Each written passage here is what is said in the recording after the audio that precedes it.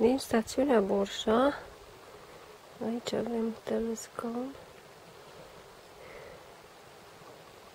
de la Cascada Cailor,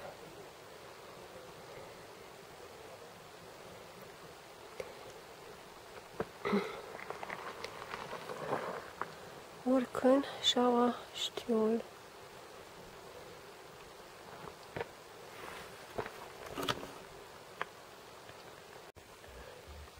Spre lacul Știol, iar la dreapta aici undeva se ajunge în Șaua Gârgălău.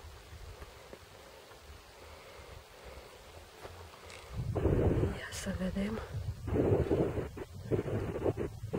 peisajul.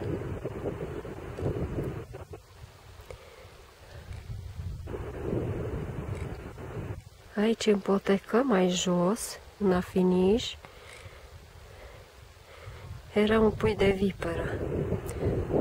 S-a retras repede în tufiș, nu m-a apucat să-l pozez. Puiuț micuț de viperă.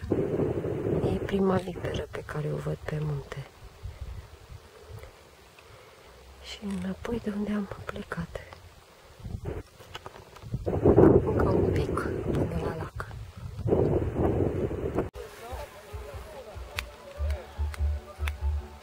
La lacul Știol, pe acorduri moroșene.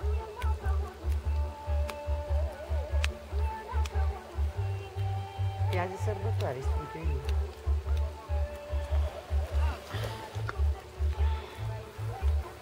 Iar noi stăm în potecă și mâncăm.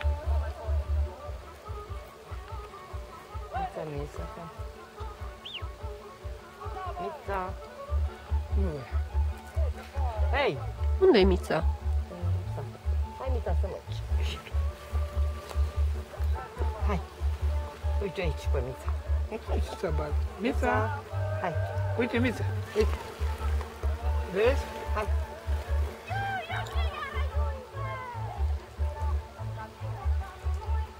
Las că aia nu te ia. Dar vedem ce să uite. Păi da. Scoate tu, prostul cap. Filmez. Aia. No, gata, s-a terminat muzica. Mița! A luat-o la vale cu rucsacul tot. Mița.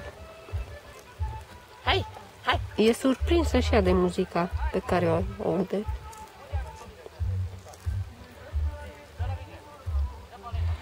Acum să-i dau galbenoși. Ia, dă sus.